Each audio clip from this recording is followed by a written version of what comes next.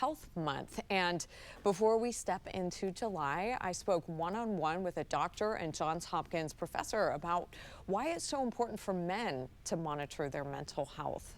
Associate Professor of Psychiatry, Dr. Paul Nestat, tells me while men may be sometimes less willing to seek help, they are more likely to die by suicide, even though women attempt suicide 3 to 4 times more often. And a big part of that is that men tend to use firearms for their suicide attempt.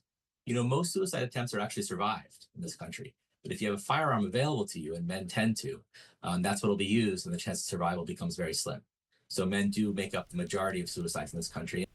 And Nestat says men often experience physical symptoms when it comes to depression, like headaches, trouble sleeping and eating, and possibly using alcohol or drugs to try to self-medicate. So I've shared a link online on my socials with more signs to watch for and how you can start having those conversations, asking the tough questions if you believe a loved one may be struggling with their mental health. So important. And June, good reminder to do that and of course, men and women and children.